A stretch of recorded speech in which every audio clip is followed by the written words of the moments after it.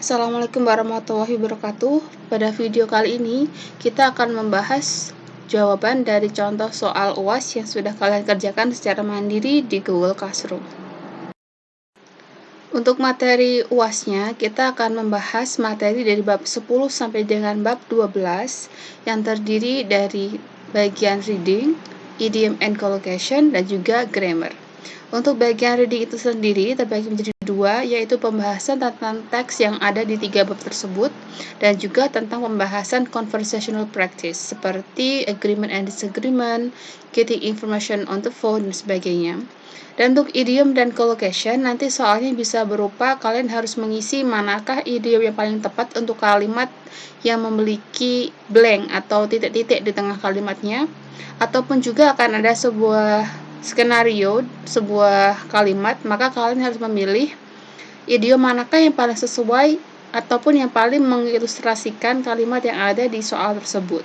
Dan untuk grammarnya bisa juga berupa kalian harus mengisi dengan kata kerja ataupun ekspresi yang paling tepat dalam soal tersebut, ataupun kalian harus mencari manakah kalimat yang benar ataukah kalimat yang salah dari opsi jawaban.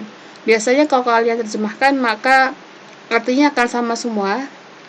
Nah, kalau kalian menemukan soal seperti ini, kalau sama semua artinya, berarti di situ kalian diminta untuk mencari entah mana yang benar ataupun mana yang salah dari opsi jawaban yang ada.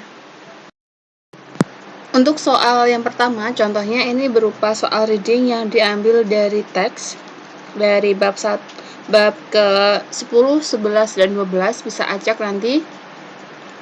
Di sini soal yang pertama adalah have a family member, dapatkan seorang anggota keluarga, teman, friend, or trusted teacher, atau guru yang kamu percaya, walk you through a itu bisa diartikan dengan menemani kamu, asking the type of question, menanyakan tipe-tipe pertanyaan, you will be given, yang akan kamu terima, during the actual interview process, selama proses interview yang sesungguhnya.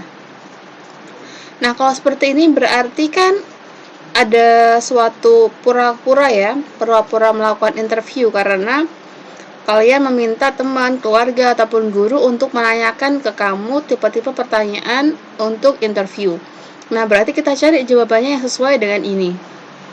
Yang A, mock interview. Kemarin kita sudah belajar bahwa mock interview ini adalah interview yang pura-pura yang digunakan untuk latihan soal ya.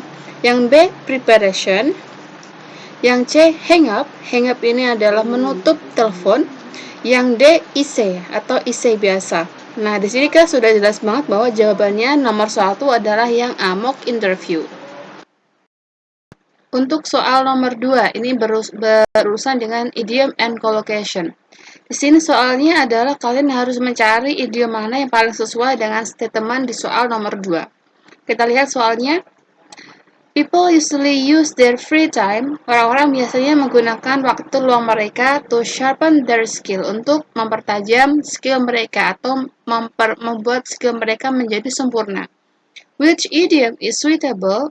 Idiom manakah yang sesuai for the statement, untuk statementnya? Nah, di sini berarti kita harus cari mana idiom yang sesuai maknanya. Yang A, keep in mind. Keep in mind ini artinya adalah ingat-ingat, always remember.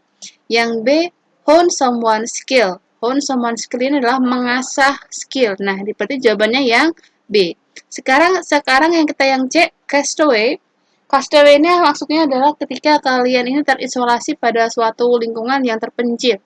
Kalau yang D, taking charge, adalah taking responsibility atau kalian bertanggung jawab pada sesuatu. Nah, di sini kita yang paling pas adalah yang B.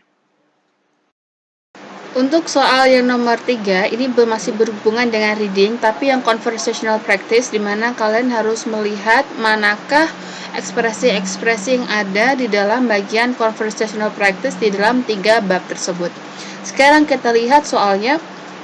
But don't you think that, tidakkah kamu berpikir bahwa giving free food on the street, memberikan makanan gratis di jalan, may cause chaotic crowd, bisa menyebabkan chaotic crowd itu adalah sebuah kerumunan yang beringas gitu ya, kerumunan yang ribut. Jadi kalau misal ada pembagian bansos yang tidak terstruktur, pasti akan ada keributan di situ. Nah, seperti itu maksudnya adalah chaotic crowd. What kind of expression is this? Ekspresi jenis apakah ini?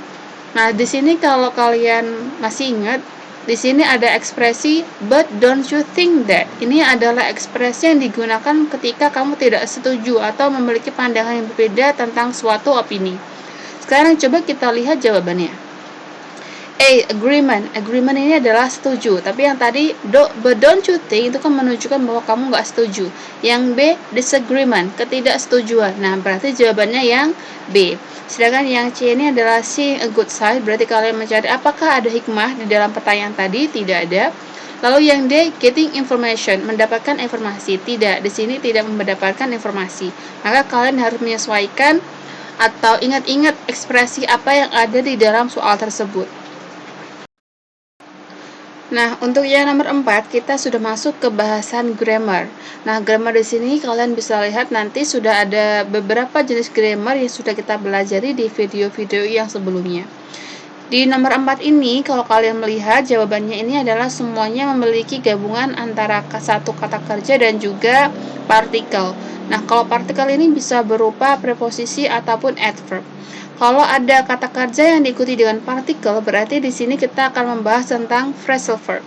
Kalau phrasal verb berarti dia maknanya sudah berubah dari kata kerja yang aslinya. Yang nomor 4, ini soalnya these old videos, video-video lama ini, titik-titik, my childhood memories. Memori-memori atau kenangan masa kecil saya.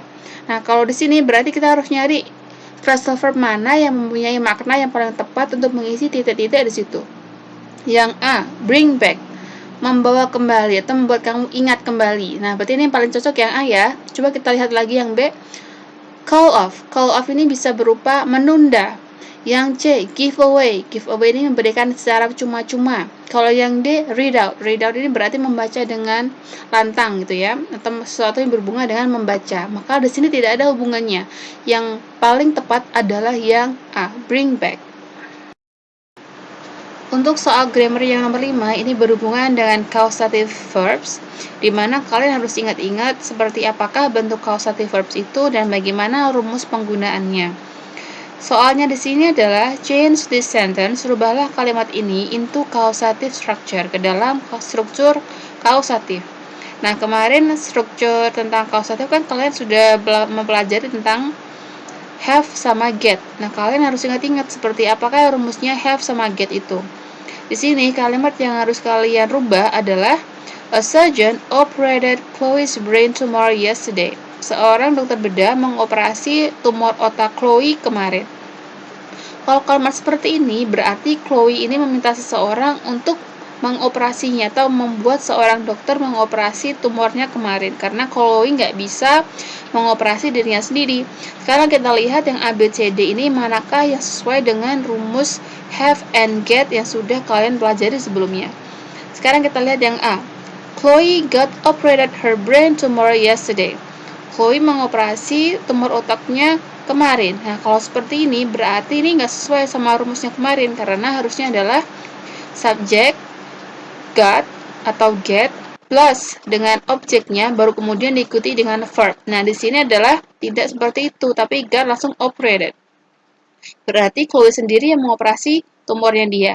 Nah, yang B, a surgeon had operated, seorang dokter bedah telah mengoperasi Chloe's brain tumor yesterday, tumor otak Chloe kemarin. Kalau yang B ini malahan kita membahas tentang past perfect continuous. Ini bukan causative structure, tapi tenses biasa. Berarti ini bukan, walaupun kalimatnya benar. Yang C, Chloe get her brain tumor operated. Chloe membuat atau menyebabkan ya tumor otaknya dioperasi by herself oleh dirinya sendiri yesterday. Ini jelas-jelas salah juga karena Chloe mengoperasi tumor otaknya sendiri, nggak bisa. Berarti satu-satunya jawaban adalah yang D. Chloe had a surgeon operate her brain tumor yesterday. Chloe meminta seorang dokter bedah mengoperasi tumor otaknya kemarin. Di sini kita dapat rumus yang pas. Chloe subjek lalu ada had plus objek yang biasanya berupa orang, Lalu karena di sini kita lebih fokus ke orangnya atau siapa pelakunya, agentnya, berarti setelah objek kita harus ikuti dengan verb 1. Maka jawabannya yang nomor 5 adalah yang D. Nah, kalau seperti ini jangan lupa kalian harus ingat-ingat rumus mana yang paling benar sesuai dengan soalnya. Nomor 6 ini adalah soal yang terakhir. Di soal ini kita masih berhubungan dengan grammar, tapi lebih fokus ke relative clauses karena kita lihat di sini opsi jawabannya ada who, which, who, sama where. Ini adalah relative pronoun, berarti hubungannya adalah relative clause. Kita lihat soalnya, the gardener, tukang kebun itu, titik-titik, farm near the hill, kebunnya dekat dengan bukit, is my cousin, adalah sepupu saya. Di soal ini kita melihat titik-titiknya ada di belakang gardener, berarti kita harus mencari relative pronoun yang bisa digunakan untuk menjelaskan objek atau kata bedanya gardener. Berarti kita harus mencari entah that, which, ataupun whose ya, karena kalau who sama where itu tidak, karena where sama who nih, yang who ini untuk subjek, sedangkan yang D ini untuk tempat ya. Nah, kalau yang nomor 6, ini gardenernya tidak melakukan suatu tindakan, dia tidak mencangkul ataupun menanam pohon ya. Tapi untuk menjelaskan tukang kebun yang mana sih gitu. Tukang kebun yang saudara sepupu saya ini adalah tukang kebun yang memiliki kebun di dekatnya bukit. Nah, kalau punya kebun di dekat bukit, berarti ini berhubungan dengan kepemilikan. Di manakah yang berhubungan dengan kepemilikan di sini? Yang A ini, who ini berhubungan dengan subjek, memberikan modifikasi makna tambahan, tapi yang berposisi sebagai subjek melakukan tindakan, sedangkan di sini gardenernya nggak melakukan tindakan. Yang B ini which untuk memberikan modifikasi makna pada benda, tapi lebih cenderung ke subjeknya. Ini bukan, gardenernya ini adalah orang. Yang C, whose ini digunakan untuk menunjukkan suatu kepemilikan ya. Ini yang paling tepat adalah yang C. Sedangkan kalau yang D ini adalah berhubungan dengan tempat. Misalnya, the village where I was born near Salatiga. Desa di mana saya lahir dekat dengan Salatiga. Nah, itu kita bisa menggunakan yang D. Jadi nanti kalau ada soal seperti ini, kalian harus mencari manakah relative pronoun yang paling cocok untuk soal yang nomor 6. Kalau yang A, B, C itu kalau dalam bahasa Indonesia semuanya bisa diartikan menggunakan yang. Kalau yang D maknanya adalah di mana. Oke, ini adalah materi yang terakhir untuk semester 2 ini di Bahasa Inggris 2. Terima kasih atas kerjasamanya dan partisipasinya selama 1 semester ini. Ini semoga bisa membantu kalian nanti ketika mengerjakan soal, dan kalau misalnya masih ada pertanyaan tentang materi-materi yang belum jelas sebelumnya, bisa memberikan komentar di Google Classroom di bawah postingan ini ya. Dan karena ini momennya adalah momen Idul Fitri, maka saya mengucapkan mohon maaf lahir dan batin, dan semoga nanti ketika mengerjakan UAS kalian bisa lancar dan juga bisa mendapatkan nilai yang bagus. Terima kasih untuk semester ini. Wassalamualaikum warahmatullahi wabarakatuh.